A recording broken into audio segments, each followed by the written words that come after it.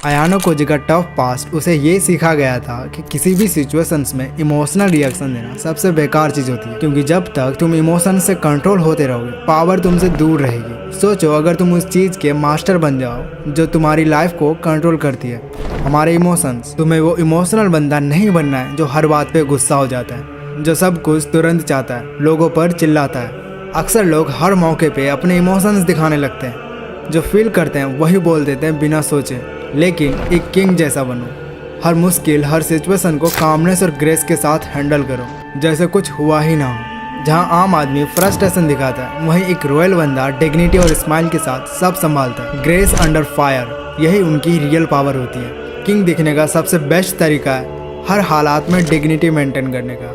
हाँ, ये आसान तो नहीं है। जब इमोशंस पीक पे हो तो स्टेप बैक लेना पड़ता है, टाइम लेना पड़ता है काम होने के लिए। कभी कभी फिजिकली भी सिचुएशन से दूर हो जाना सही होता है। आयानो कोजी कभी भी गुस्से में या पैनिक में रिएक्ट नहीं करता, पहले सोचता है, एनालाइज करता है, फिर डिसीजन लेता है। इसी वजह से वो हर बार जीत जाता है। सोचो कोई इरिटेटिंग लड़का रोज तुम्हें तंग करता है, रोज तुम्हारा इंसल्ट करता है, तुम्हारा मजाक उड़ाता है, तुम्हें नीचे खींचता है, और इसमें ऑब्वियस है कि तुम गुस्सा फील करोगे। पर तुम अगर गुस्से में रिएक्ट कर दो तो तुम्हारा इमेज भी खराब हो सकता है। तुम्हारे इमोशंस पूरा उसके कंट्रोल में होगा, और जब दूसरा तुम्हारे इमोशंस कंट्रोल करने लगे तो समझ जाओ पावर उसके पास है, तुम्हारे पास नहीं। ऐसे टाइम पर अच्छा यही होगा कि रिएक्शन ही ना दो।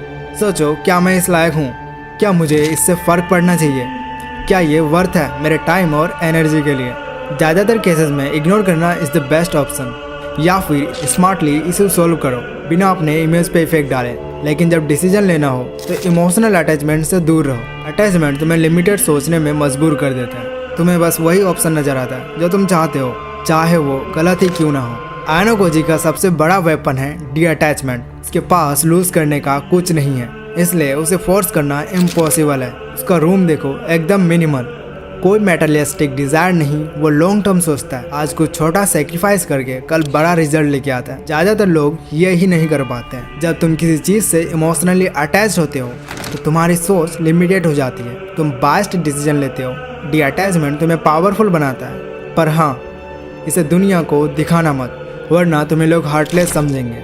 हर इंसान एक कॉमन इमोशन फील करता है, प्लेजर भी चाहिए, पेन अवॉइड करना है। इसी को एक्सप्लॉइट करके लोग तुम्हारा फायदा उठाते हैं। पर्सपेक्टिव चेंज करो, गलती करने पे फ्रस्ट्रेट मत हो। ये सोचो कि जितनी गलतियां करोगे उतना ही स्ट्रॉन्ग बनोगे। हार्ड काम टफ बनाता है और ये सर्वाइवल इंस्टिंक्ट है। जब कुछ डिफिकल्ट लगता है तो दिमाग बोलता है क्वाइट कर दो, पर यहीं पे तुम डिसाइड कर पाते हो कि तुम दिमाग का स्लेव हो या फिर मास्टर। अक्सर लोग कंफर्ट जोन ढूंढते हैं, पर अगर तुम वो 0.01% लोगों में आ जाओ जो डिस्कम्फर्ट में भी काम कर सकता है, तभी तुम वो रिजल्ट पाते हो जो दुनिया नहीं पाती है। जो एफर्ट दोगे वही रिजल्ट मिलेगा। जैसे मसल्स को पुश करो तो पेन होता है, पर बाद में वो स्ट्रॉन्ग बन जाता है, वैसे ही दिमाग भी है। इमोशनल कंट्रोल एक स्किल है, गिफ्ट नहीं। ये प्रैक्टिस से आता है। जो टेक्निक्स बताई गई है ये हिस्ट्री के ग्रेट लोगों ने यूज़ किया है। पर अगर तुम ये सोचते हो कि एक वीडियो देखने के बाद हम इमोशंस को कंट्रोल करना सीख जाएंगे, पर ये ऐसे नहीं आता है। तो तुम एक वीडियो देख के अपने इमोशंस को कंट्रोल करना तो नहीं सीखोगे, पर तुम अगर उसे बार बार प्रैक्टिस करते हो, नोट करते हो, बार बार अप्लाई करते हो, फिर तो ये बहुत ही ईजी हो सकता है। इमोशंस हर किसी को फील होता है, तुम इसे अवॉइड नहीं कर सकते, लेकिन तुम सीख सकते हो उनका यूज़ कैसे करना है। अभी जो भी फील हो रहा है, सैडनेस, एंगर, फ्रस्ट्रेशन, आइडेंटिफाई करो, इसे यूज़ करो अपने मिशंस के लिए। इमोशंस ज़रूर होते हैं, पर तुम्हारे एक्शंस तुम्हारे हाथ में होता है। जैसे अगर तुम्हें किसी से जेलसी हो तो या तो तुम खुद को खा जाओगे या फिर उसको बीट करने का मोटिवेशन बनाओगे। मेडिटेशन साइंटिफिकली प्रूवन है इमोशनल कंट्रोल के लिए। ये तुम्हारे दिमाग को शांत करता है, रेशनल डिसीजन लेना इजी हो जाता है। ये सेरोटोनिन जैसे केमिकल्स रिलीज करता है, जिसका रोल मूड और इमोशंस को रेगुलेट करने के लिए होता है। कुछ लोग होते हैं जो तुम्हारे इमोशंस से गलते हैं, तुम्हें रिएक्ट करवाते हैं, तुम्हारा अटेंशन लेते हैं, इमेज खराब करते हैं। अगर किसी के सामने तुम्हारा लॉजिकल थिंकिंग बंद हो जाए या उनके बारे में बार बार सोचो तो समझ जाओ कुछ तो गड़बड़ है। सोचो तुम किस पर कितने इमोशनल एनर्जी खर्च करते हो। पब्लिक में लोग कैसे दिखते हैं वो उनका असली रूप नहीं होता है। लोग तुमसे कुछ चाहते हैं, सुपरियरिटी, तुम्हारा अटेंशन या वैलिडेशन। ध्यान से समझो उनकी लाइन्स, सरकास्टिक कमेंट्स और वो एक्सप्रेशंस जब तुम्हारा बुरा होता है।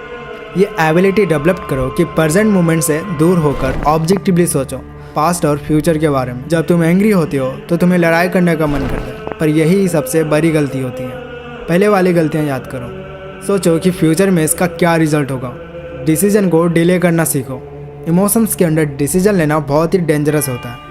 इमोशंस दिमाग को नैरो करते हैं। तुम बस वही देखते हो जो तुरंत काम का लगता है। काम माइंड ऑप्शंस ओपन करता है। हिस्ट्री के लोगों के एक्सपीरियंस पढ़ो, सीखो कि जब कुछ बड़ा फील होता है तो मैं ये सोचता हूँ कि जब मैं डेड बेड पे होऊंगा तो क्या यह सब मैटर करेगा?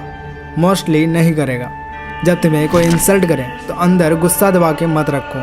सोचो क्या फ़र्क पड़ता है। जब कुछ भी पर्सनल नहीं लेते तब कुछ भी तुम्हें तोड़ नहीं सकता। बड़ी से बड़ी चीज़ ईजी लगती है क्योंकि तुम्हें पता है कि in the end it ऑन्ट even matter. तो वीडियो कैसा लगा कमेंट में ज़रूर बताना। सब्सक्राइब जरूर करना। Thanks for watching.